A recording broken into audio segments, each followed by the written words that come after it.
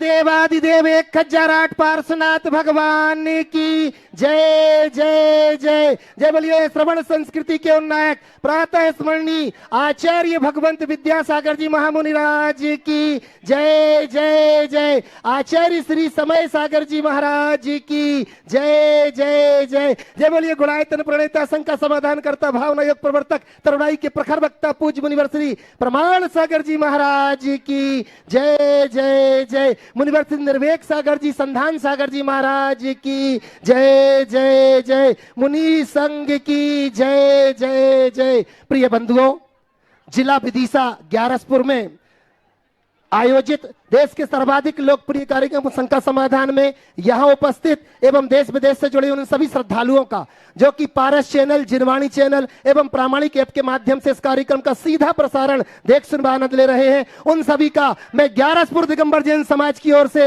हार्दिक हार्दिक अभिनंदन करता हूं। बंधुओं, यह कार्यक्रम प्रारंभ हो उसके पूर्व अपन मुनित्रय के चरणों में चलते हैं। मंगल आशीर्वाद की मंगल भावना को लेकर के आज हमारे साथ आप सभी शामिल होंगे पूरे मुनि संघ के चरणों में वंदन करने के लिए। भो स्वामी नमोस्तु नमोस्तु नमोस्तु। बंधुओं, निवेदन कर रहे हैं आज लगभग 16 किलोमीटर का प्रातः काल बिहार करके पूज्य श्री 17 किलोमीटर का बिहार करके ग्यारसपुर पहुंचे हैं और कल प्रातः काल फिर यहां से यह बिहार चल रहा है विदिशा की ओर, जहां आप सबको विदित है कि आगामी 3 तारीख से 8 तारीख तक विशाल पंच कल्याणक प्रतिष्ठा महोत्सव होना है पूज्य श्री के सानिध्य में, जिसमें आप सभी शामिल होंगे। मैं चल रहा हूं और निवेदन करता हूं पूज्य श्री संधान सागर जी महाराज के चरणों की वंदना करते हुए निवेदन कर रहा हूं पूज्य श्री संधान सागर जी महाराज के चरणों के महाराज श्री संघ का समाधान का यह कार्यक्रम आपके मुखारबिंद से प्रारंभ हो। निवेदन कर रहा हूं भो स्वामी। और किसी एक सज्जन ने यह सोने की अंगूठी इस जनालय के लिए समर्पित की है, उनके लिए जोरदार ताली बजा करके हम उनको बहुत बहुत बहुत बहुत इस शिखर के निर्माण में, कलसा के निर्माण में दी, उनको बहुत बहुत धन्यवाद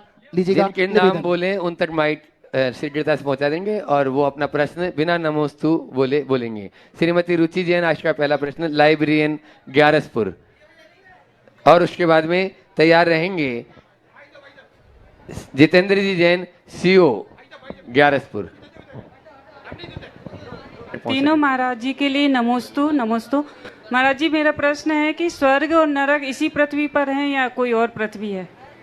देखो, स्वर्ग और नरक तो इसी सृष्टि में, और ये सृष्टि इस पृथ्वी तक सीमित नहीं, समझिए वो धरातल के नीचे है।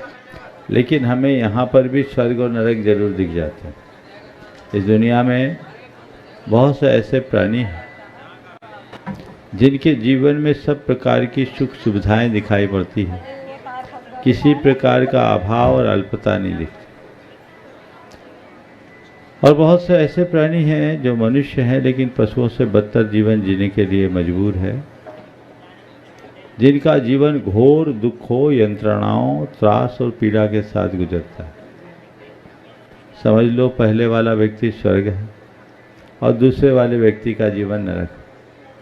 हालांकि इसे स्वर्ग और नरक कहना ठीक नहीं, पर इसके आधार पर हम स्वर्ग और नरक का अनुमान लगा सकते हैं। यहाँ जो सुख है वो स्वर्ग जैसा है, पर इस सुख की सीमा है। इस सीमा से आगे का भी कोई सुख हो सकता है और उस सुख के भोग का स्थान स्वर्ग है। यहाँ जो दुख है, पीड़ा है, उसकी एक सीमा है और उससे आगे का भी कोई स्थान हो सकता है और उस स्थान का नाम है नरक। धन्यवाद। जितेंद्र जी जैन, सीईओ ग्यारसपुर। और उसके बाद में तैयार रहेंगे हर्ष जी जैन, इंदौर, शिरोमणि संरक्षक गुणायतन। नमोस्तु महाराज जी, नमोस्तु महाराज जी। खुरई के बाद आगामी 4 वर्षों के पश्चात आपका परम आशीर्वाद प्राप्त हुआ है, इसलिए मेरे प्रश्न एक नहीं 2 होंगे। पहला प्रश्न ये है, प्रश्न थोड़ा सा बड़ा है लेकिन उसका उद्देश्य गहरा है। जो प्राप्त है वो पर्याप्त नहीं, संतुष्ट हो जाते हैं पर संतोष नहीं, देखते हैं लेकिन दृष्टिकोण नहीं, दौड़ रहे हैं पथ पर लेकिन लक्ष्य नहीं। ऐसे में अपने जीवन का क्या लक्ष्य होना चाहिए? लेकिन आपकी तरह जीवन का लक्ष्य और उसे प्राप्त करने का पथ हम श्रावकों के लिए शक्ति से बाहर है। तब ऐसे में हमारे जीवन का लक्ष्य क्या होना चाहिए? देखिए, जीवन का लक्ष्य क्या होना चाहिए, मैं तो यही कहूँगा कि जीवन का लक्ष्य जीवन को संवारने का होना चाहिए। यदि हमने अपने जीवन को संवारने की दिशा में कोई पुरुषार्थ नहीं किया तो हमारा जीवन व्यर्थ। चाहे हम कुछ भी क्यों ना अर्जित कर ले, कितना भी कुछ जोड़ क्यों न ले, हमारी पहली प्राथमिकता जीवन को संवारने का होना चाहिए, जीवन को संभालना चाहिए। हमारे पास धन वैभव हो, हमारे प्रतिष्ठा और पहचान हो, ये सब चीज़ें एक तरफ है, लेकिन मन में सुकून शांति ये तो सबसे बड़ी ज़रूरत है। यदि मुझसे कहो तो मैं अति संक्षेप में कहूँगा कि जीवन में 4 बातें प्रकट होना बहुत ज़रूरी है: शांति, संतुष्टि, पवित्रता और आनंद। यदि ये हमारे जीवन में घट गया तो समझना हमने अपने जीवन को सार्थक बना लिया। महाराज जी एक प्रश्न और है। हाँ पूछो। जब जीवन में आत्मबल और मनोबल कम हो जाए तब उसको बढ़ाने के लिए हमें अपने दैनिक जीवन में क्या प्रयास करने चाहिए? देखिए, आत्मबल और मनोबल घटते बढ़ते रहते हैं और इसे अगर क्षीण होने पर बढ़ाना है तो 4 उपाय करो। सबसे पहले कि नियमित भावना योग करो। यदि आप भावना योग करेंगे आपका आत्मबल बढ़ेगा। दूसरी बात, मन को अच्छी प्रेरणा देने वाले कुछ वचन सुनो। गुरुओं के वचन आजकल सर्वत्र सुलभ। ऐसे वचनों से जिससे कुछ अच्छी प्रेरणाएं मिले वो हम पाना शुरू करें। हमारे लिए मोटिवेशन मिलेगा, आत्मबल बढ़ेगा, मनोबल बढ़ेगा। तीसरी बात, ऐसे लोग जिन्होंने अपने आत्मबल और मनोबल के बल पर अपने जीवन को ऊंचा उठाया, उनके जीवन चरित्र को पढ़ें, जिनने तमाम चुनौतियों को अपनी कुशलता से पार किया। और चौथी बात, अपने अतीत को झांको, जब इससे भी विषम परिस्थितियों को हमने पार किया है, और उसकी समीक्षा करो तो लगेगा कि जब इससे गंभीर परिस्थितियों से हम पार हो सकते हैं तो ये तो छोटी सी बात है, हम बाहर निकल पाएंगे। श्री हर्षजी जैन इंदौर शिरोमणि संरक्षक गुणायतन के बाद मनोज जी जैन इंदौर संरक्षक गुणायतन तैयार रहेंगे। मनोज जी बाटली वाले। गुरुदेव के चरणों में बारंबार नमोस्तु। गुरुदेव, कुएं में गिरी हुई बाल्टी भी जब झुकती है तब भरती है। वैसे ही विधि का नियम है, जो जितना झुकता है वो उतना पाता है।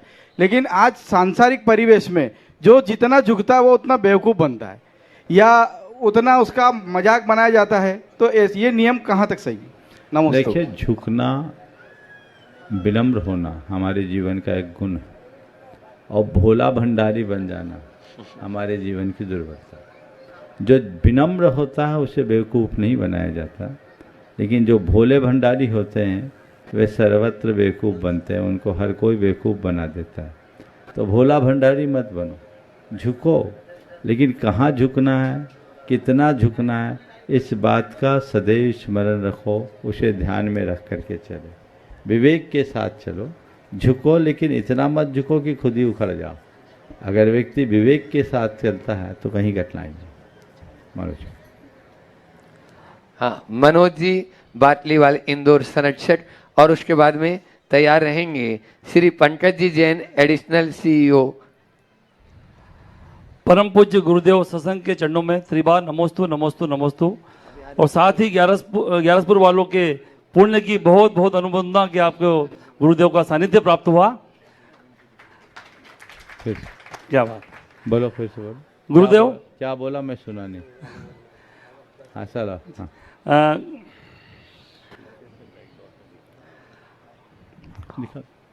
बोलो। गुरुदेव, परिवार में घटती संख्या और साथ ही बढ़ते दुख। गुरुदेव, देखने में आ रहा है कि पूर्व में तो कई परिवार में कई सदस्य 18, 20, 15, 14, 12 होते थे, लेकिन वर्तमान में 2, 3, 4 मेंबर्स होते हैं। इसके बाद भी संख्या भी कम होती जा रही है और दुखों की अनुभूति भी ज़्यादा हो रही है। सुख धीरे धीरे गायब होता जा रहा है। तो गुरुदेव, समाज में संख्या भी बढ़े और दुख भी कम हो, सुख की अनुभूति हो, इसके लिए गुरुदेव कुछ। बहुत अच्छा सवाल आपने खड़ा किया है। दिनों दिन परिवार की संख्या तो घट रही है पर दुखों की अनुभूति बढ़ रही है। पहले परिवार की संख्या बड़ी होती थी और सुख भी बड़ा होता था। आपने पूछा इसमें क्या दृष्टिकोण। मैं तो मानता हूँ परिवार के दुख का सबसे बड़ा कारण यही है कि परिवार छोटा हो। मनुष्य तब तक सुखी नहीं होता जब तक उसके हृदय में प्रेम, परस्परता, आत्मीयता और सहजीवन जैसे उदात्त जीवन मूल्य विकसित नहीं होते। दिनों दिन ये गुण क्षीण होते जा रहे, मनुष्य संवेदनहीन होता जा रहा है। क्षीण होती हुई संवेदना ने मनुष्य को उसकी सोच को अत्यंत संकीर्ण और मनोवृत्ति को अनुदार बना दिया। ऐसी स्थिति में सुख शांति मिलेगी कहाँ? सुख शांति क्षीण होगी। अब हर व्यक्ति आत्मकेंद्रित होकर के जीना शुरू कर दिया। हमारा जीवन में व्यक्ति का स्थान पदार्थ ने ले लिया, और जब हम व्यक्ति की जगह पदार्थों को महत्व देने लगेंगे तब फिर हम व्यक्तियों का उपयोग भी पदार्थ की तरह करने लगे। तो आदमी को अब चीज़ों की तरह यूज किया जाने लगा, और यूज एंड थ्रो जैसे परंपरा दिनों दिन विकसित होने लगी। ये हमारे दुखों का कारण।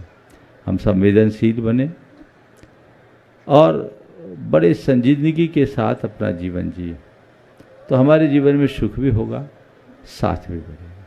और यदि ये नहीं हुआ तो ये कहानी दिनों दिन और बिगड़ेगी। नमोस्तु गुरुदेव। एडिशनल सीईओ पंकज जी जैन सागर जिला पंचायत विदिशा के बाद में प्रकाश जी जैन सूटी सिमनिया भोपाल जो ट्रस्टी हैं गुणाईतन के तैयार रहेंगे। नमस्ते गुरुवर। मेरा प्रश्न महाराज जी से यह है कि शासकीय सेवा के दौरान कई कार्य ऐसे करने पड़ते हैं जिनमें हिंसा होती है। मछली पालन के पट्टे देना, कई बार आपका लाख के प्रोडक्शन करना, बर्मी कंपोस्ट, तो उसमें मन बड़ा कचोटता है कि ये काम नहीं करना चाहिए, प्रोत्साहन नहीं देना चाहिए। तो ऐसे में क्या हम हिंसा के भागीदार हैं, और यदि हैं तो हम उस पर कैसे अवॉइड कर सकें, इससे बच सकें? देखो, आप जैसे सभी अधिकारियों के सामने ये समस्या आती, पर मेरे संपर्क में बहुत सारे ऐसे अधिकारी हैं जिनने अपनी कुशलता से इस समस्या का हल निकाला है, और मैं समझता हूँ इसमें आप लोग माहिर हैं। कई काम किए जाते हैं और कई काम में टरकाया जाता है, तो थोड़ा बहुत पाप से बचने के लिए चीज़ों को टरका देने में कोई हानि नहीं है। यथासंभव कोशिश करो कि ऐसे चीज़ों को हम अपनी कलम से सेंसर ना करें, ताकि तत्संबंधी पाप से बच सकें। प्रकाश जी जैन सूटी सिमनिया ट्रस्टी गुणाईतन के बाद में तैयार रहेंगे श्रीमती महिमा जैन विदिशा। नमोस्तु नमोस्तु नमोस्तु महाराज जी। मेरे बेटे का प्रश्न है, हम सवेरे इत्यादि में जाते हैं तो सब कुछ अच्छा लगता है, और जब हम वहाँ क्रोध भी कम हो जाता है, और जब वापस आते हैं तो वैसा कुछ नहीं लगता। तो इसका क्या समाधान? ऐसा है, कल मैंने इसका उत्तर दिया।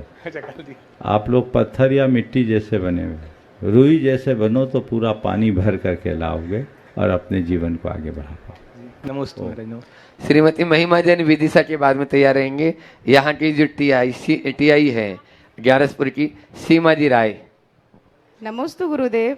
अभी तक तो लोग श्री जी का अभिषेक करने के लिए गाड़ी से धोती दुपट्टे पहन के आते थे, अब तो कुछ कुछ जगह चप्पल पहन के भी आने लगे महाराज श्री, गाड़ी से धोती दुपट्टे पहन के। आज से कुछ दिन पूर्व महाराज श्री ने सवाल उठाया था, मैंने मार्गदर्शन दिया। ये सर्वथा अनुचित है, ऐसा नहीं होना चाहिए। ये एक प्रकार की असाधना है, इस प्रमाद से बचना चाहिए। सीमा जी राय टीआई ग्यारसपुर, और उसके बाद में तैयार रहेंगे नवीन भैया जी जो बरेली से अपने बीच में है, योगाचार्य नवीन जी। पूजनीय गुरुदेव, हमारे तीनों गुरुदेव को मेरे थाना परिवार की ओर से कोटि कोटि चरण वंदन नमन। मेरे थाना क्षेत्र की जनता की तरफ से मैं आपसे कोटि कोटि नमन गुरुदेव। मेरा एक प्रश्न है कि हमारे प्रोफेशन में कई बार सत्य और असत्य को जानना बड़ा मुश्किल हो जाता है।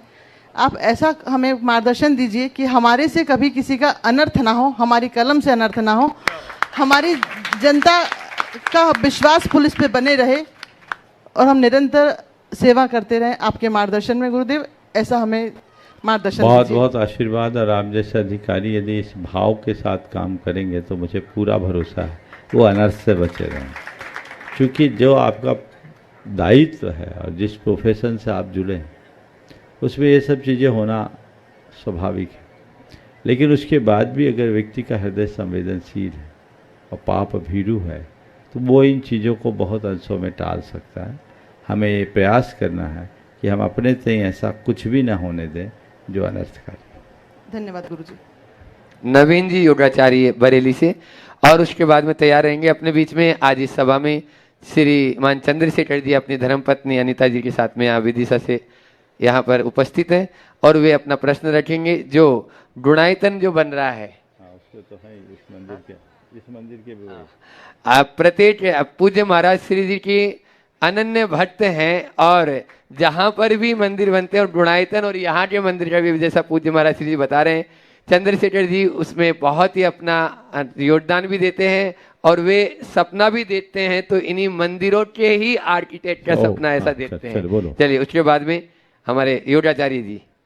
नमोस्तु महाराज श्री मासी माँ का नमोस्तु करते हुए, पिछले वर्ष आपके सानिध्य मिला था लाइव विश्व योग दिवस का, तो इस बार आपके सानिध्य में ही भावना योग पूरी दुनिया के लिए एक संदेश हो, उसी के साथ महाराज श्री जुड़ा हुआ प्रश्न है।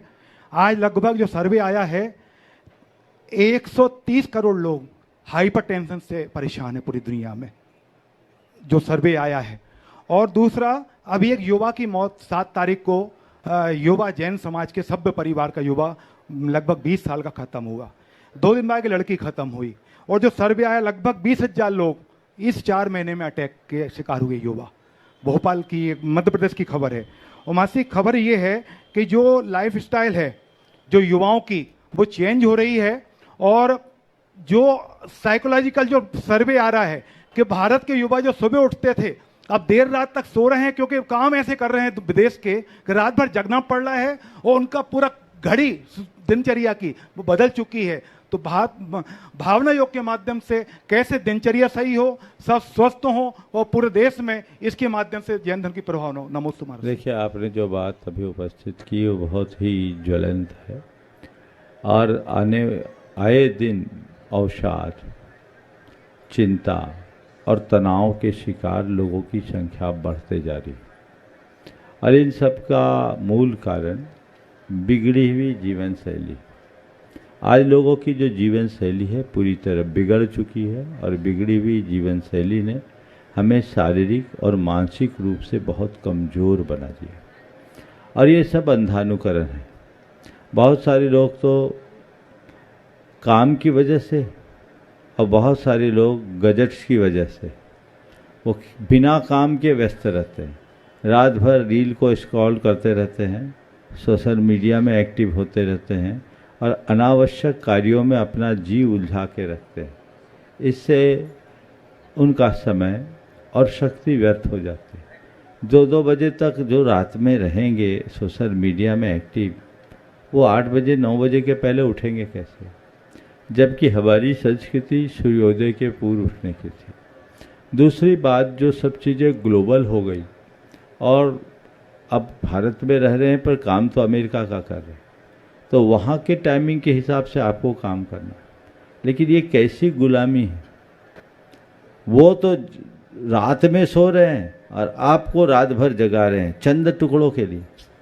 आप कर क्या रहे हैं?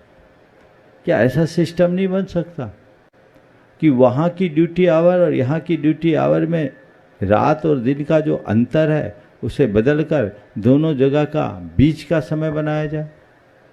लेकिन भारत के लोग बड़े उदार हैं, हर तरह ढल जाने के आदि। उन्हें ये समझ में नहीं आ रहा कि हमारी आगे इसकी क्या परिणति होगी। वहाँ के लोग समय से उठते हैं, समय पर सोते हैं और आप लोगों को रात रात जगना पड़ता है। ये क्यों कर? अपनी जीविकापार्जन के लिए अगर व्यक्ति को इस तरह का कार्य करना पड़े तो वो उसकी मजबूरी हो तभी करना चाहिए। क्यों ना ऐसा प्रयास किया जाए? ये तो सब पढ़े लिखे लोगों का तबका है जो रात के 8-9 बजे के बाद से पूरी रात काम होता है, उसकी जगह शाम 5 बजे से रात के 10-11 बजे तक काम क्यों नहीं हो सकता? ये काम भी तो बदला जा सकता है। उनके हिसाब से करे सुबह 5 बजे से 10-11 बजे तक क्यों नहीं हो सकता? ये काम का शेड्यूल चेंज करने की पहल अंतर्राष्ट्रीय स्तर पर होनी चाहिए, क्योंकि कितना भी हो ह्यूमन रिसोर्स बहुत पावरफुल होता है और इसकी ज़रूरत पूरे विश्व को है। और ये तभी संभव होगा जब आपकी सेहत संभली रहे। सेहत इसी तरह बिगड़ी रहेगी तो आप कुछ भी हासिल नहीं कर पाएंगे। तो फिर क्या होगा? तो वैश्विक स्तर पर इस बात पर विचार होना चाहिए कि लोगों का जो कार्यावधि है वो क्या हो। 24/7 में आप लोगों को जोत रहे हैं, वो कोलू का बैल बन करके चल रहे हैं। कुछ खास प्रोफेशंस में तो ऐसा हो तो फिर भी मैं उसे प्रोफेशन की रिक्वायरमेंट मानता हूँ, लेकिन आज जिस तरीके की बातें हैं वो तो एकदम ट्रेंड बन गया है। इसमें बदलाव लाना चाहिए, क्योंकि इसके दूरगामी परिणाम बहुत भयानक हो रहे हैं और लोगों को अपनी जीवन शैली में बदलाव लाना चाहिए। तुम्हारा जीवन ही नहीं बचेगा तो तुम क्या करोगे, और यदि कदाचित जीवन बच भी गया और बीमार रहोगे, अशक्त रहोगे तो क्या होगा। आज अच्छे अच्छे जवान डायबिटीज़ के शिकार है। आज ही सुबह मेरे पास सुबह बिहार में एक युवक आया अपने दोस्त को लेकर, और उसने कहा महाराज जी आप सुनोगे तो हंसोगे, ये 9 बजे दिन में सोता है, अभी रात भर सोया नहीं, अब जाके सोएगा। उसके सोने का टाइम 9 बजे सुबह है और पूरे दिन सोएगा। अब बताओ 25-26 साल का जवान छोरा जिसको इतना मूल्यवान दिन मिला वो सो के बिता देगा तो अपने जीवन में क्या करेगा? कुछ भी नहीं करेगा, वो तो अकर्मण्यता की मूर्ति बन जाएगा। तो मैं सभी युवाओं से और सभी लोगों से कहता हूँ, चेंज योर लाइफ स्टाइल, अपने लाइफ स्टाइल में बदलाव लाइए। ये एक बहुत बड़ी ज़रूरत है। यदि ऐसा बदलाव नहीं आया तो आप बहुत जल्दी बूढ़े हो जाओगे और पता नहीं बुढ़ापा देख पाओगे कि नहीं, उसमें भी संशय है। इसलिए अपने भावी भविष्य को सुरक्षित रखने के लिए हमें अपने संस्कृति का ध्यान रखना चाहिए, हमारे शास्त्रों के परामर्श को स्वीकार करना चाहिए, जिससे हम लंबी आयु और निरोगी काया के साथ जीवन का रस ले सके। माँ जी 21 जून को आपका आशीर्वचन और पूरे विश्व को संदेश इसके माध्यम से मिले भावना योग। जरूर 21 दिन आने दीजिए। विश्व योग दिवस के दिन भावना योग भी बृहत्तर पैमाने पर हो। नमस्ते जी। इंजीनियर चंद्रशेखर जी, अनिताई जैन विदिशा, और उसके बाद में तैयार रहेंगे संयम जी जैन गंजवास बुधा। महाराज श्री, संसार में सांसारिक रहते हुए मन के सन्यासी को कैसे जिंदा रखा जा सकता है? संसार में सांसारिक रहते हुए मन के सन्यासी को कैसे जीवित रखा जाए। देखिए, अगर मन में सन्यास हो तो संसार में आप रहोगे, आपके भीतर संसार नहीं रहेगा। जल से भिन्न कमल की तरह रखो। जैसे जल का बिंदु कमल पत्र पर पड़ा रहता है तो भी कमल उससे लिप्त नहीं होता, वैसे जिस मनुष्य के जीवन में अनासक्ति का मूल मंत्र आ जाए और वह ये जाने कि बस ये मैं कर्म कर रहा हूँ, मैं केवल निमित्त हूँ, मैं इसका करता नहीं, तो वह उन सब बातों से बच सकता है और अपने जीवन को सुरक्षित रख सकता है। मैं एक सूत्र देता हूँ, सब में रहो स्व में रमो। क्या बोला? सब में रहो स्व में रमो। और इसके लिए एक बहुत पुरानी उक्ति है, घिरे रहो परिवार से पर भूलो न ये विवेक, आया एक का एक था अंत एक का एक। बस मैं कौन हूँ और मेरा क्या है, ये समझ अपने मन में विकसित कर ले तो ये कठिनाई दूर हो जाए। नमोस्तु महाराज। संयम जी जैन गंज बासोदा, और उसके बाद में तैयार रहेगी बिहार की पूरी टीम, जिसमें प्रश्न पूछेंगे आज अभिजी जैन मालथोन। नमोस्तु महर्षि। महर्षि, जैसे पंचकल्याणक में सूर्य मंत्र से मूर्ति पूज्य बन जाती है, तो उसी प्रकार सूर्य मंत्र की आराधना भी होती होगी क्या? बिना आराधना के मंत्र काम थोड़ी करता। वर्षों से हमारे आचार्यों मुनियों ने उसकी आराधना की, और हम लोग जब पंचकल्याणक में सूर्य मंत्र देते हैं उससे पूर्व उसकी पूर्ण आराधना होती, घंटों तब मंत्र दिया जाता है, बहुत लंबी क्रिया होती। नमस्ते। हाँ, आप लोग जोरदार तालियां बजा दो। ये पूरी टीम, बिहार की टीम आप देख रहे हैं, ये सभी लोग बहुत ही उत्साह के साथ में अपने परिवार का, सबका मोह छोड़ते हुए यहाँ पूज्य गुरुवर के चरणों में यहाँ रहकर अपना यहाँ बहुत ही पुण्य लूट रहे हैं। और उसके साथ में भोजनशाला की टीम भी तैयार रहेगी, जो सामने मैं देख रहा हूँ वह भी। नमोस्तु गुरुदेव। गुरुदेव, हम जैसे युवा गुरु भक्ति से कैसे जुड़े और युवाओं को गुरु भक्ति से जुड़ने के लिए क्या प्रयत्न करें? बहुत अच्छा सवाल। हम जैसे युवा गुरु भक्ति से कैसे जुड़ें और युवाओं को गुरु भक्ति से जोड़ने के लिए क्या प्रेरित करें, क्या प्रयत्न करें। देखो, युवाओं को गुरुओं से तो जुड़ना ही चाहिए, और जो युवा गुरुओं से युवावस्था में जुड़ जाता है उसका संपूर्ण जीवन सुरक्षित हो जाता है। गुरुओं के निकट जाओ, उनके संसर्ग में कुछ दिन रहो, उनके वचनों को सुनो, उनकी चर्या और क्रिया को देखो। तुम्हारे मन में एक अमूर्त आकर्षण होगा और थोड़े ही दिन में तुम इतना खिंचे चले जाओगे, मानो ऐसा लगेगा कि तुम उन्हीं के हो गए। केवल भीड़ का हिस्सा बनना नहीं, भावों से नैकट्य होना चाहिए, और उसमें सबसे बड़ा निमित्त बनता है गुरु के वचन। मोक्ष मार्ग में गुरु वचन को उपकरण कहा। तो किसी भी गुरु के संपर्क में आना चाहते हो, संसर्ग में आना चाहते हो, तो उनके वचनों को सुनो, और उनके वचनों को चाहे वो प्रवचन के माध्यम से हो या अन्य स्वाध्याय आदि के माध्यम, उसे उनका प्रवचन या क्लास न मानो, उसे मेरे लिए मेरे गुरु का दिया हुआ मार्गदर्शन मानो, खिंचा हुआ है। दूसरा, जो युवा जुड़े हुए वे अपने आचार और व्यवहार के परिवर्तन से अपने भीतर इतना आकर्षण उत्पन्न करें कि उन्हें देखकर दूसरे लोग प्रेरित हों कि अरे वाह, ये गुरु से जुड़कर कितना बदला, कितना अच्छा इसका जीवन है, मैं भी इसका अनुसरण करूं, और वो तुमसे कह बैठे कि हमें भी एक बार ले चलो।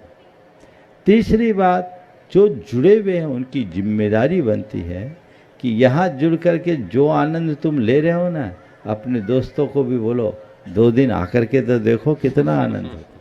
हम महीना भर से हैं, हम 2 महीना से हैं, कितना आनंद आ रहा है। सब दुकान धंधा घर परिवार भूल जाते हैं, सब सुख त्याग के यहाँ बैठो। यहाँ क्या मिल रहा है? मिल गया सो खा लिए और पा गए सो गए, इतना ही है ना। लेकिन आनंद है। घर के सारे सुख वैभव को त्याग कर ये लोग, ये पूरी टीम आप देख रहे, समय समय पर 8-10 तो बने ही रहते स्थायी, और महीनों महीनों अपनी सेवाएं, अपने कारोबार आदि को त्याग कर देना कोई साधारण बात। लेकिन इसका जो आनंद है, इस आनंद का रस लोगों तक पहुंचाओ, उनको प्रेरणा दो। आओ, 1 दिन के लिए आओ, 2 दिन के लिए आओ, और आए तो उनका परिचय कराओ, उनको निकट लाओ, उनको प्रेरणा मिले, प्रोत्साहन मिले, तो उनका भी जुड़ाव होगा, और जिनका जुड़ाव होगा उनमें बदलाव अवश्य होगा। हाँ, भोजनशाला की पूरी टीम सुनील जी जैन के नेतृत्व में पीछे वे प्रश्न करेंगे, और उसके बाद में तैयार रहेंगे हमारे बीच में जो आगामी, जैसा भी भैया जी बता रहे थे कि 3 जून से 8 जून तक पंच कल्याण प्रतिष्ठा, भव्याति भव्य पंच कल्याण प्रतिष्ठा विदिशा की पावन धरा पर होने जा रहा है। उसके अध्यक्ष यहाँ पर बसंत जी जैन और उनकी पूरी टीम यहाँ पर उपस्थित है। वे पूज्य महाराज श्री चरणों में प्रश्न रखेंगे। नमोस्तु महाराज श्री, नमोस्तु महाराज श्री, नमोस्तु महाराज श्री। महाराज श्री, हमें अपने जीवन में ऐसा क्या उद्देश्य लेकर जीना चाहिए कि जो जीवन और मरण मेरा सार्थक हो जाए? पहले तो एक बार इन लोगों का करतल ध्वनि से स्वागत कर दें। ये उस काम में लगे हैं जिसमें लगे रहने के कारण और कुछ काम नहीं कर पाते हैं, लेकिन इनका काम सही रहता है तो आप लोग अपना सारा काम कर लेते हैं। बहुत बहुत उदारता और तत्परता के साथ ये लोग लगे हैं। आपने पूछा है कि हमारा जन्म और मरण दोनों सार्थक हो जाए, उसके लिए हम क्या करें। तो अपने जन्म मरण को सार्थक करना है तो उसके लिए कुछ मत करो, धर्म के रथ पर सवार हो जाओ, जीवन का पथ आगे बढ़ेगा और जन्म भी सार्थक होगा, मरण भी सार्थक होगा। नमोस्तु महाराज श्री, नमोस्तु महाराज श्री, नमोस्तु। शीतल धाम के अध्यक्ष के सुपुत्र यहाँ पर सचिन जी जैन विदिशा, यही अध्यक्ष है, अध्यक्ष सचिन जी जैन अध्यक्ष यहाँ पर उपस्थित है। और ये भी इस लू में भी पूरा दौड़ भाग वोट करते रहते हैं और पूरा बिहार में बहुत अच्छा सहयोग कर रहे हैं। जोरदार तालियों से उनका भी स्वागत अभिनंदन करें। सचिन जी जैन अपना प्रश्न रखें और उसके बाद में तैयार रहेंगी श्रीमती शिल्पा जैन विदिशा। नमोस्तु महाराज जी, आपके श्री चरणों बारंबार नमोस्तु। महाराज जी मैं ये कहना चाहूँगा कि सभी 11 वासियों वालों को और सभी को 3 जून से 8 जून तक होने वाले पंच कल्याणक में आप सबकी उपस्थिति सादर प्रार्थनीय है, कृपया जरूर पधारें। साथ ही मेरी धर्मपत्नी रिमझिम जी का एक प्रश्न है महाराज श्री से। मेरा प्रश्न ये है महाराज श्री कि आजकल जो जीवन शैली है इसमें हमारे सबको कुछ कुछ विटामिनों की कमी हो जाती है, लेकिन जितने भी विटामिन मल्टीविटामिन आते हैं वो सब या तो नॉनवेज होते हैं या फिर उनके ऊपर कोटिंग होती है जिलेटिन की, जो कि नॉनवेज होती है और उसमें मेंशन नहीं होता कि ये नॉनवेज है। तो मैं चाहती हूँ कोई ऐसा आप माध्यम बता दें जहाँ से हम देखिए ये प्रायः विटामिन B12 विटामिन डी की डेफिशिएंसी सबको होती है, ये आम हो गई खासकर शाकाहारियों, और इसकी शुद्ध और निर्दोष औषधि लोगों को बहुत मुश्किल से मिलती है।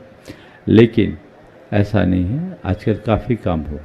बड़ोदरा की एक कंपनी है स्वागत हर्बल, वो विटामिन B12 और विटामिन D3 के कैप्सूल्स बनाती हैं और वो पूरी तरह आयुर्वेदिक है, और वो कैप्सूल भी स्टार्च की कैप्सूल है जो शुद्ध शाकाहारी है, इसका प्रयोग कर सकते हैं। विटामिन B12 और D3 की तो मुझे पता है, अन्य भी बनाते होंगे, आप लोग उसको पता करें। कंपनी का नाम स्वागत हर्बल है, यदि आप लोग गूगल पर सर्च करें तो हो सकता है उसकी पूरी डिटेल मालूम पड़ जाए। और ऐसी अन्य कंपनियां भी किसी की जानकारी में हो तो वो इस मंच के माध्यम से ज़रूर भेजें, वो अपना मैसेज करे ताकि उसकी भी समय समय पर सूचना लोगों को दी जा सके और एक ऐसी समस्या से लोग मुक्ति पा सके जो उनके स्वास्थ्य के लिए बहुत ज़रूरी है और हिंसा से भी बच सके। शिल्पा जैन विदिशा अपना प्रश्न रखें, उसके बाद में मुदित धीरज चलमकर बेंगलोर जिंतूर वाले यहाँ पर उपस्थित रहेंगे। नमोस्तु महाराज श्री, मेरा प्रश्न है कि मरण के पश्चात आत्मा अपने शरीर के साथ कितने समय तक रहती है और अगले पर्याय में कितने समय के बाद जाती है? जैसे हमारी आयु पूरी होती, मरण होता है, मरण होते ही इस स्थूल शरीर से हमारा संबंध छूट जाता है और ये आत्मा नए शरीर के निर्माण के लिए गतिशील हो जाती है और वहाँ जाते ही एक अंतर मुहूर्त में नए शरीर के निर्माण की प्रक्रिया शुरू करती है, जिससे पूर्ण होने में हम मनुष्यों को 9 महीना लगता है और फिर माँ के पेट से बाहर निकल कर वह जीव जन्म लेता है। ओ बोलो। मुदित जी कलमकर और उसके बाद में तैयार रहेंगे श्रीमती सुरेखा जैन गंज बासोदा। महाराज श्री नमोस्तु, हमने मूल संस्कार में फास्ट फूड का त्याग किया है और हम घर पर कभी नहीं खाते हैं, लेकिन दोस्तों के बर्थडे पार्टी में जाते हैं तो उसमें बाहर से बुलाया हुआ केक होता है। ऐसे में हमें क्या करना चाहिए? उनके बर्थडे में जाओ, उनसे कहो मैं केक खिलाने की जगह रसगुल्ला खिला दो। ये भारत की परंपरा है, हम वो खाएंगे, हमें भारतीय मिठाई खिलाओ। और जब वो तुम्हें निमंत्रित करे ना, कार्ड दे, बुलाए, बोले मैं आऊँगा पर ये सब नहीं खाऊंगा, भारतीय तरीके से यदि आप जन्मदिन मनाओगे तो मैं आऊँगा और बर्थडे मनाओगे तो मैं नहीं आऊँगा। समझ गए? अगर पहले से बोलने लगो तो अपने आप बदलाव होगा। सुरेखा जैन गंज बासोदा से बहुत सारे लोग यहाँ पर उपस्थित हैं और प्रश्न भी बहुत सारे आए हैं, लेकिन कुछ प्रश्न जो सेलेक्टेड है वो करेंगे अपने। सुरेखा जी जैन गंज बासोदा, उसके बाद सौम्य जैन वैद्य परिवार ग्यारसपुर तैयार रहेंगे। तीनों महाराज जी के चरणों में नमोस्तु। आज के परिवेश में सास और बहू के बीच इतनी दूरियां बढ़ती जा रही हैं कि संयुक्त परिवार में रहते हुए भी सामंजस्य कैसे बिठाएं इन दूरियों को कम करने के लिए? देखिए, सास और बहू के बीच में दूरियां, अब ये दूरियां क्यों बढ़ रही है, हमें इससे विचारना है। दूरियां इसलिए बढ़ रही है कि बहू अपने कामों में मगन है, सासू अपने कामों में मगन है। ये बहुत बड़ा परिवर्तन है और बदली हुई लाइफ स्टाइल इसमें एक बड़ा कारण है। सासू 6 बजे मंदिर चले जाती है, बहू 8 बजे बिस्तर से उठती है, तो व्यवस्थाएं इसमें भी बिगड़ती है। हमें अपने घर की दिनचर्या को व्यवस्थित करना चाहिए और टोका टाकी करने की जगह एक दूसरे के साथ खुले मन के साथ जीना चाहिए और एक नई प्रक्रिया शुरू कर दे। कुछ ना हो सास बहू, आजकल घर में ज़्यादा काम तो रहता नहीं, आधा घंटा ही सही बैठ के स्वाध्याय करना शुरू कर दें, दिल की बातें साथ में होने लगेगी, दूरियां अपने आप मिटने। सौम्या जी जैन वैद्य परिवार ग्यारसपुर, और उसके बाद में तैयारी ब्रह्मचारिणी स्नेह दीदी। महाराज जी के चरणों में बारंबार नमोस्तु। महाराज जी, मेरी शंका यह है कि आज के सोशल मीडिया दौर में एक शिक्षक अपने छात्रों को कैसे शिक्षा दे कि वे सही रास्ते पर जाएं, गलत राह पर ना जाएं। शंका का समाधान करें। आप शिक्षक हो, शिक्षिका? हाँ। बहुत अच्छा। आप अगर अपने छात्रों को शिक्षित करना चाहते हैं तो सबसे पहला काम अपने आचरण को इतना पवित्र रखो कि आपको देख करके ही बच्चे प्रेरित हो जाए। फिर बच्चों को उचित अनुचित का बोध कराओ।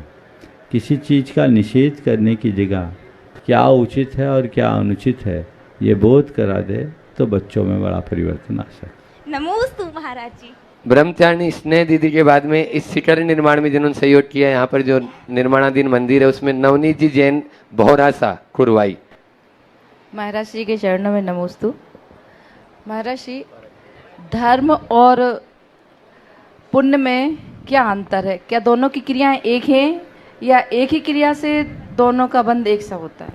बहुत अच्छा सवाल है। धर्म और पुण्य में क्या अंतर? प्रारंभिक दृष्टि से जब हम देखें तो ये कहते हैं कि धर्म, पुण्य को ही धर्म मान लेते हैं, लेकिन गहराई से देखा जाए तो धर्म और पुण्य में मौलिक अंतर है। धर्म हमारे अंदर के परिणाम का नाम है और पुण्य एक भाव या क्रिया है। हमारे द्वारा जो शुभ भाव होते हैं वो पुण्य की श्रेणी में आते हैं, लेकिन हमारे भीतर का जो शुद्ध भाव होता है वो धर्म कहलाता है। मोह और क्षोभ से रहित आत्मा का शांत परिणाम धर्म। और जब तक उस धर्म को प्राप्त नहीं कर पाते, नकारात्मकता से बचने के लिए सकारात्मकता को अपना करके चलना हमारा पुण्य है, जिसे व्यवहार में धर्म कहा जाता है। नवनीत जी जैन भौरासा, और उसके बाद में आज जिनको पूज्य श्री का पाद प्रक्षालन का सौभाग्य मिला है, ऐसे राकेश जी परिवार ग्यारसपुर और योगेंद्र कुमार जी ग्यारसपुर। दोनों परिवार अलग अलग। हाँ, नमोस्तु महाराज जी। महाराज जी, मैंने अपने जीवन में ऐसा कौन सा पुण्य किया है, जब भी गुरु जी के दर्शन किए तो पगल से बिल्कुल पाद मतलब पैर छूकर आशीर्वाद लिया है, और ऐसा कौन सा पाप किया है जिससे कि मेरे घर में एक बालक हुआ, इसकी नेत्र ज्योति जन्म होने के बाद चली गई है। देखिए, ये तो आपका सौभाग्य है कि गुरुओं को निकटता से दर्शन करने का मौका मिला, लेकिन यदि बालक हुआ और ज्योतिहीन हो गया तो उसको लेकर आप हताश मत होइए। इस बात की खुशी जताइए, कम से कम बालक तो हुआ। ये एक संयोग है, हो सकता है ये संयोग आपके साथ इसलिए बना कि आप जैसे पुण्यवान ही ऐसे बालक का निर्वाह कर सके। समझ गए? और दूसरी बात, ज्योति नेत्रों की ही मुख्य नहीं होती, मर्म की आंखें ही वास्तविक आंखें होती। रविंद्र जैन हम लोगों के बीच एक उत्कृष्ट उदाहरण है। जिस रविंद्र जैन ने नेत्रहीन होने के बाद भी वह कुछ लिख दिया जो आँख वाले भी नहीं लिख पाए। इसलिए अपने बच्चों की ज्योति का रोना रोने की जगह उसकी चेतना को जगाने का यत्न करो, जिससे वह अपने जीवन को बेहतर और सुंदर बना सके। महाराज जी, उस बालक की ये कंडीशन है, सुबह 5:30 बजे उठ जाता है और बोलता है नहा दो, नहाने के बाद तैयार करो और मंदिर ले चलो। बहुत सुंदर। और नमोकार मंत्र कंटिन्यू बोलता है। बहुत सुंदर, ऐसे ही चला, आगे बोलो। हाँ, पाद प्रक्षालन वाले परिवार राकेश जी ग्यारसपुर परिवार, और उसके बाद योगेंद्र कुमारी जैन। फिर बाकी प्रश्न बाद में लेंगे, पहले पूज्य महाराज श्री से निवेदन करेंगे। तीनों महाराज चरण गुणों में मेरा बार बार नमोस्तु। महाराज श्री, हमारी दीदी की शंका है। दीदी बोल रही थी कि ये मंदिर जी में रोज हमारे पैसे डालने का नियम है, तो जब तिजोरी खुलती है मंदिर जी की तो हम वहाँ से पैसे ले लेते हैं, अपने को चेंज करके, अपने बंदे पैसे देके चेंज करके ले लेते हैं। तो क्या वो पैसे फिर हम मंदिर जी वहाँ पे डाल सकते हैं? निर्माल का दोष तो नहीं लगता? अरे पैसे लेकर के थोड़े ज्यादा दे दो तो दोष नहीं लगेगा। चेंज का भी कुछ चार्ज तो देना पड़ेगा, थोड़ा और दे दो। बाकी पैसे तो बाजार में घूमेंगे ही ना, कम दोगे तो दोष लगेगा। चलो योगेंद्र जी ग्यारस। हाँ पूरे परिवार की तरफ से हम नमोस्तु महाराज जी। ओम। हाँ योगेंद्र, आशीर्वाद चाहते हैं। ओम। हाँ महाराज श्री के चरणों में नमोस्तु नमोस्तु नमोस्तु। महाराज श्री, मंदिर में छोटी छोटी प्रतिमाएं हैं, उनके अभिषेक मार्जन में उठाने में थोड़ी एक हाथ से उठाना पड़ता है, उसमें कोई पाप दोष है? देखिए, छोटी प्रतिमाएं अत्यंत विनय के साथ उठाएं ताकि अवज्ञा ना हो, और उसमें अपनी सावधानी रखनी चाहिए। इसीलिए आजकल ज़्यादा छोटी प्रतिमाओं को हम लोग प्रतिष्ठित नहीं करते। महाराज श्री जी चरणों में निवेदन कि वे भी शंका के माध्यम से समाधान की गंगा में हमें अवगाहन कराने की कृपा करें। कल का यानी यहाँ से जब बिहार होगा प्रातःकाल की बेला में, तो कंग पैलेस अटारी खेजड़ा में, वहीं पर दिन भर, क्योंकि गर्मी का बहुत मौसम है तो इसलिए आहारचर्या भी वहीं पर और शंका समाधान भी पूज्य गुरुवर के आशीर्वाद से वहीं पर होगा। क्या नाम है? कंग पैलेस सरदार जी का, वहाँ पर एक यानी बहुत बड़ा शादी विवाह घर है, अटारी खेजड़ा। चलो ठीक, कंग फार्म। ओम। चलो, मुनि श्री को नमोस्तु करते हुए बचपन में सुनते थे झूठ बोलना पाप है और नदी किनारे सांप है। झूठ बोलना इतना बड़ा पाप माना जाता था कि बच्चे झूठ बोलने से या बड़े लोग भी डरते थे, किंतु युग बदला और मोबाइल का युग आया और सबसे ज़्यादा झूठ बोलने के लिए कोई प्रेरित करता है तो ऐसे समय में झूठ बोलने का क्या दुष्परिणाम हो सकता है ये लोग जानते ही नहीं। आपके मुख से झूठ बोलने का क्या दुष्परिणाम है लोगों को ज्ञात हो तो शायद झूठ बोलने की प्रवृत्ति में थोड़ी कमी आ सके।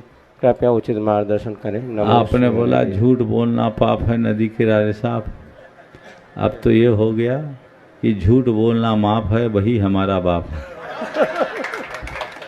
लोगों की सोच बदल गई, और ऐसी सोच जब चलेगी तो क्या कहानी बताइए।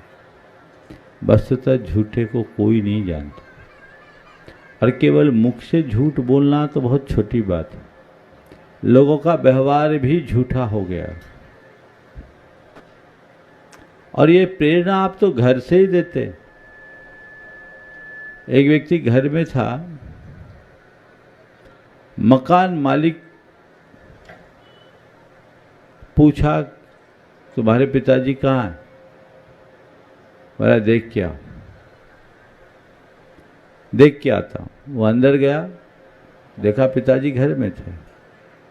उसने पूछा पापा बाहर अंकल आए हैं मकान वाले, वो आपसे मिलना चाहते हैं, क्या बोलूँ? बोले कह दो पापा घर में नहीं। बेटा बाहर आया और कहा पापा हैं तो घर में, पर कह रहे हैं कह दो घर में नहीं। पापा है तो घर में, कह दो घर में नहीं है। ये बात उसने आके कही, और ये जैसे उसने कही तो वो आदमी अंदर गया। बोला तुम थे घर में, और कह दिया आप घर में नहीं है। बोले क्या बताऊं, बच्चे ने मुझे झूठा साबित कर दिया। बोले भैया तुमने बच्चे ने तुम्हें झूठा साबित किया या तुमने बच्चे को झूठ सिखाया, तुम्हें तय करना है कौन किसको झूठा साबित करे। सोचने की बात यह है कि हम अपने व्यवहार से सीख क्या दे रहे। बातें सच की होती है, व्यवहार पूरी तरह झूठा बन रहा है। और जब तक हम झूठ को इस तरीके से प्रश्रय देते रहेंगे, झूठ का ही साम्राज्य बढ़ेगा। हमें अपने व्यवहार में सत्य को प्रतिष्ठापित करना चाहिए, और ये समझना चाहिए कि झूठ की उम्र नहीं होती, सत्य शाश्वत होता है। तो जहाँ तक बने हम अपने व्यवहार को सच्चा रखें, मुख से झूठ बोलने के अभ्यास से बचें, और यदि कदाचित निकले भी तो अपनी निंदा गढ़ा करके उसे सुधारने का प्रयत्न करें। महाराज जी ने पूछा झूठ बोलने का परिणाम क्या है? देखिए, झूठ बोलने का परिणाम अगर शास्त्रों की दृष्टि से देखें तो नरक है, और व्यवहार की दृष्टि से देखें तो विश्वसनीयता का खंडन है। क्या है? जो झूठा है उस पर कोई विश्वास करता है क्या? सत्य पर, सच्चे पर विश्वास। लेकिन लोगों की स्थिति ऐसी है, एक कुम्हार था, उसका गधा बीमार था, उसे खेत से जंगल से मिट्टी लाना था। पड़ोसी के यहाँ गया, भैया थोड़े देर तुम अपना कुम्हार दे दो, अपना गधा दे दो, मैं मिट्टी ले आऊँ। बोले क्या बताऊँ, अभी अभी वो जंगल चरने चला गया, होता तो जरूर दे देता। अभी अभी जंगल चरने गया, होता तो जरूर दे देता। उसका वाक्य पूरा हुआ नहीं कि भीतर बंधा हुआ गधा जोर जोर से ढेंचू ढेंचू करना शुरू कर। बोले हद हो गया, तुम्हारा गधा भीतर बंधा देख रहा है और तुम बोल रहे हो गधा जंगल चला गया। उसने कहा तुम भी कैसे बातें करते हो जी, आदमी की बात का भरोसा नहीं, जानवर की बात पर भरोसा करते हो। आदमी की बात का भरोसा नहीं, जानवर की बात का भरोसा करते हो। दरअसल यही होता है, जो झूठा होता है वो भरोसा खो देता है, उसकी विश्वसनीयता खत्म हो जाती है। एक बार झूठ की पोल खुलती है, व्यक्ति फिर हमेशा हमेशा के लिए झूठा ही बन जाता है। भले उसके बाद वो 100 सत्य की बात प्रस्तुत करे, लेकिन झूठ का लेबल लगने के बाद उस पर विश्वास करना बहुत मुश्किल होता है। इसलिए अपनी प्रामाणिकता और विश्वसनीयता को बनाए रखने के लिए हमें सत्य का अनुसरण करना चाहिए। भारती जैन शुभम की माँ ग्यारसपुर और उसके बाद में रिमी समैया तैयार रहेंगे। स्थान का नाम क्यों नहीं लिखा? ओ शुभम बजाज की माँ है। हाँ बजाज। IPS। बोलो। नमस्ते।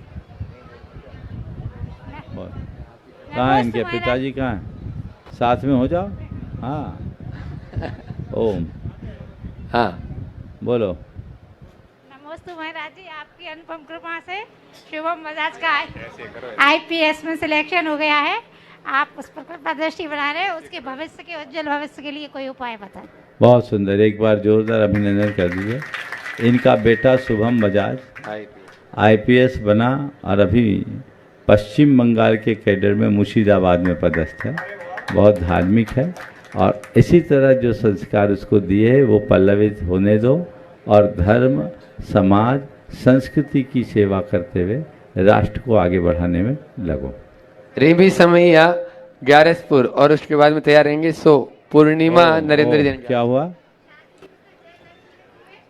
हाँ बहुत सुंदर, बहुत सुंदर। देखो माइक पहुंचाओ जल्दी से। रिमी समैया और उसके बाद में पूर्णिमा नरेंद्र जैन ग्यारसपुर तैयार रहे अपने स्थान पर। समय कम है, जल्दी करें। नमोस्तु नहीं बोलना है। ओ स्वाध्याय में रुचि कैसे बढ़ाएं, कर्म सिद्धांत पर सरल भाषा में कौन से शास्त्र का अध्ययन करें और हमारे द्वारा किए गए कर्मों की निर्जरा पर 4 प्रामाणिक बातों का बोध कराएं। स्वाध्याय में रुचि, एक में 3 सवाल है ना। स्वाध्याय में रुचि बढ़ाने के लिए ऐसे ग्रंथों को पढ़िए जो तुरंत समझ में आए। प्रथमान योग से उसकी शुरुआत कीजिए। प्रथमान योग से शुरू करें, पुराण ग्रंथों को पढ़ें। और कर्म सिद्धांत के विषय में आपको रुचिपूर्वक जानना है तो क्षमा सागर जी महाराज की किताब है कर्म कैसे करें, पढ़ा? वो पढ़ लिया तो आपको बहुत इंटरेस्टिंग लगा होगा। और उसके बाद अब अगर आपको कर्म सिद्धांत में और थोड़ी बेसिक रुचि बनाना है, जिनेंद्र वर्णी की 2 पुस्तकें हैं, कर्म सिद्धांत और कर्म रहस्य, छोटी छोटी पुस्तिकाएं। आप पहले इनको पढ़िए, फिर आगम ग्रंथों को पढ़िएगा, आपको समझ में आए। और तीसरा क्या सवाल था? कर्म निर्जरा कैसे हो। इन्हीं को पढ़ोगे तो जीवन में बदलाव आएगा, कर्म निर्जरा हो। चलो। पूर्णिमा नरेंद्र जैन ग्यारसपुर और तैयार रहेंगे रंजना जैन गंज बासोदा। नमोस्तु महाराज जी, नमोस्तु महाराज जी। ओहम का उच्चारण किस जगह और कितने समय पर किया जाना चाहिए? 2 दिन पहले ही उत्तर दिया है इसका बहन जी, 2 दिन पहले उत्तर दिया। दूसरा ओम 2 दिन पहले दिया। दूसरा सवाल करना। हाँ सोहम बोला कि ओम बोला? ओम ओम 2 दिन पहले बोल दिया। चलो रंजना जी जैन गंज बासोदा। ओम। नमोस्तु महाराज जी, हमारा प्रश्न आज की ज्वलंत समस्या है। बच्चों को बाहर भेजते हैं पढ़ने के लिए तो बच्चे परिवार के संस्कार भूलते जाते हैं क्योंकि लंबी दूरी हो जाती है और संपर्क परिवार से थोड़ा कम हो जाता है। और यदि बच्चों को अपने पास रखते हैं तो आगे जाके उनके भविष्य की और शादियों की प्रॉब्लम हो जाती है कि गांव में, छोटे गांव में कोई भी अपनी बच्चियां देना नहीं चाहते हैं। महाराज जी, आप कुछ समाधान बताइए। अक्सर ये सवाल आता है, हर तीसरे चौथे दिन में इसका उत्तर देता हूँ। मैंने अनेक बार इस पे अपना मार्गदर्शन दिया, बच्चों को बाहर भेजिए, लेकिन बच्चों के साथ अपना जुड़ाव बनाए रखिए। बच्चों को घर बैठे प्रेरित कीजिए, उन्हें कुछ संकल्पों में बांधिए। कुछ समय बच्चों से वर्चुअली आप अपनी वार्तालाप कीजिए, उनके सुख दुख की बातें कीजिए, उनके निजी जीवन में उनकी जो सीमाएं हैं उनका उन्हें बोध कराइए। बच्चे अपने आप सही रास्ते पर आएंगे और उनके जीवन का पथ प्रशस्त होगा। इस प्रकार आज के 2 मिनट जो दूसरा नूतन जी जैन कुरुवाई, आप अपना दूसरा प्रश्न करना। पहले प्रश्न के नीचे जो दूसरा प्रश्न लिखा है वो करेंगे। कौन? ओ, आपका भावना योग का अनुभव भी था क्या रंजना जी का? परिचित हमारे पास में रंजना जैन। आप इसके बाद बोलिएगा। श्री के चरणों में नमोस्तु। महाराज श्री, मेरा प्रश्न ये है, जैसे चौके वाले सुबह से उठ के चौका लगाते हैं और बाहर से कोई सामान ला के टिफिन सेंटर चल गया, आजकल टिफिन ला के चौके में देते हैं, उनके चौके का सामान रखा रहता है, तो ये कहाँ तक उचित है? देखिए, टिफिन इफिन से नहीं आना चाहिए। साधुओं के स्वास्थ्य आदि को देखते हुए वैयावृत्ति की दृष्टि से अगर निर्बद्ध चीज़ें जो सक्रिय नहीं है वो लाए, लेकिन चौका के हिसाब से चौका को देखना चाहिए। चलिए। हाँ, भावना योग का अनुभव बता रही हैं रंजना जी जैन, गंज बासोदा। शीघ्रता से करें। नमोस्तु महाराज जी। कोविड के टाइम बहुत ज़्यादा अपनी जो लाइफ साइकिल थी बहुत चेंज हो गई थी मेरी। मैं पर्सनल एक्सपीरियंस बता रही हूँ। बट जब मैंने ये भावना योग का आपके मार्गदर्शन में ध्यान किया और उससे मेरे लाइफस्टाइल में बहुत ज़्यादा चेंजेस आए, उसके लिए महाराज जी नमोस्तु। एंड ऐसा आशीर्वाद आपका हमेशा सदैव बना रहे। नमोस्तु महाराज जी। महाराज जी, ये एग्ज़ाम की तैयारी भी कर रही थी और फाइनल ईयर MBA का कर रही थी, दिल्ली में पढ़ रही है, अभी फाइनल ईयर है। और इसके प्लेसमेंट के समय इसने अपनी 2-3 जॉब छोड़ दी। मुझे ये नहीं करना, मुझे बैंक में नहीं जाना, मुझे नहीं जाना। अब हम लोग सब लोग बहुत टेंशन में थे, मगर हमारी बेटी ने अपना पेशेंस नहीं खोया, सिर्फ भावना योग के कारण, और आज उसको जो मुकाम चाहिए था उसने वो हासिल किया। इसलिए इस प्रकार आज के सत्र को यहीं पर विराम। बोलिए परम पूज्य आचार्य गुरुवर श्री विद्यासागर पूज्य मुनि श्री 108 प्रमाण सागर जी महाराज की